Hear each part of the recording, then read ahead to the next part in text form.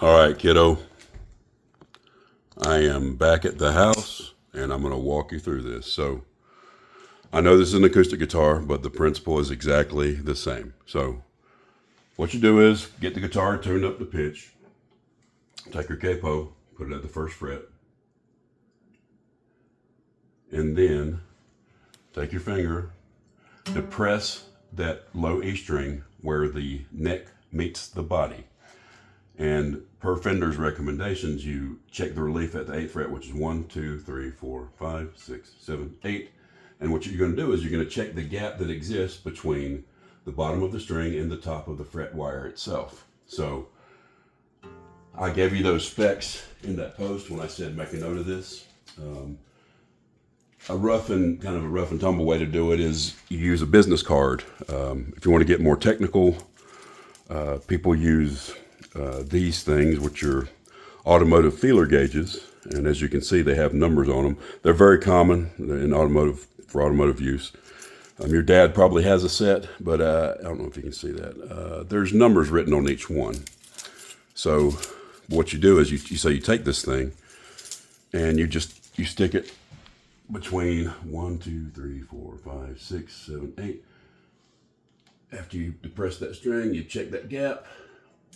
And per Fender's recommendations, 0.012, which is this gauge, 0.010 to 0.12, and this is the 0.012 gauge, but should be in that range as a general starting recommendation.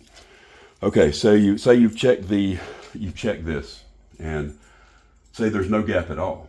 So what that means is there's too much back bow, meaning the neck is pulled backwards, making the strings go closer to the fretboard.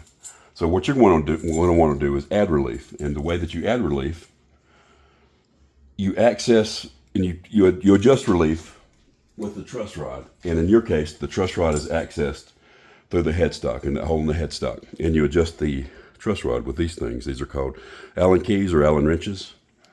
This is not the right size for your guitar, but like I said, your dad probably, I'm pretty sure he has these. So you put it in there, and to add relief, if there's no gap, you turn it counterclockwise to lower the strings, to make them closer to the fret or to the neck. You turn it clockwise. So to add relief, to add gap, counterclockwise, to lower the strings, and for the less relief, clockwise. And it's about a quarter turn.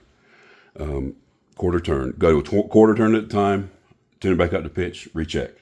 And you want to, of course, detune it before you adjust the truss rod. So I hope I've explained it clearly. I'm not necessarily a teacher, but I hope this helps. And of course, you can ask me anything you'd like, but your dad, like I said, your dad probably has these. You can buy them in advance or AutoZone.